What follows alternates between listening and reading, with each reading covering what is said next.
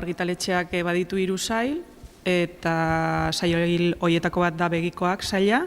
Ateratzen ditugu hor liburu pixkat bereziak, grafikora gehiago bideratuak daudenak, eta gaur aurkezten da udako arrats eternala liburua.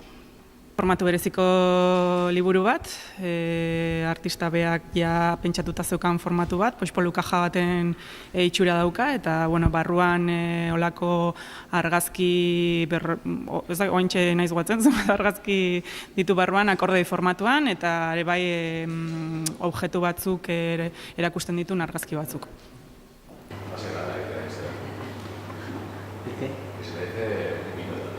Kasu honetan bera gerturatu zen argitaletxera, beraz egon interesatua gurekin ateratzea liburu hau. Gero guk ikusita zer atera nahi zuen, kontaktatu genuen berarekin, eta gero egiten duguna da lana zuzenean berarekin. Guk editore lana edo egiten dugu, eta gure irizpidea ematen diogu, edo nondikan ikusten dugun, edo nola jun daiteken, eta bera adostasunean badago, pixkat demagun bidean laguntzen diogula.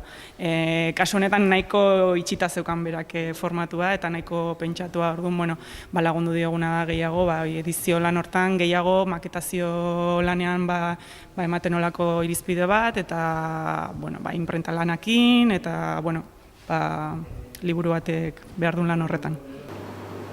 Eta batez ere, sail honetan dalako oso liburu formatu bereziak eta ohiko argitaletxeetan ateratzen ez dian formatuak.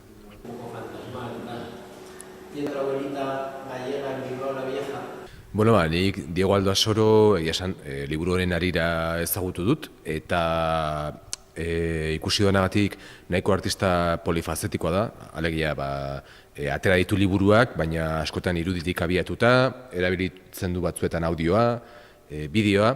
Niretzat da batez ere pertsona bat lantzen duena, hartzen duena gai bat, eta kapasa dena urteetan zehar luzez egoteko sakontzen formatu ezberdinetan. Kasu honetan, liburu honetan ikusten den bezala, amonari loturik memoria, iraupena, momentu txikien sakontasuna, amona baten momentu oso txiki batetik zenbat gauza atera daitezke, eta bera zenbat gauza den kapaz ateratzeko horrelako momentu batetik, ez? Eta xaltxan jarraitzen dula, oain ere aidala gai honekin jarraituz, bere amonaren gaiarekin jarraituz, proiektu pertsonal bat prestatzen, eta aber zemoz juten zaion. Oso autodidakta dela, eta uste dut horrek oso ondo egiten duela bat gure argitaletxeakin. Eta bere energia ere, nik uste dut bere egiteko moduak ere, nik uste dut hasieratik oso ondo, horregatik hain ondo zehatu duela ez gure argitaletxeakin. Argitaletxea edo proiektua sortu zain ja duela 7-8 bat urte, eta bere ibilbidean atera ditu 15 liburu, okerez banago, 3 bildumatan bananduak. Eta oso esperientzia intenso eta berezia izan da, modu militantean egin delako dena. Eta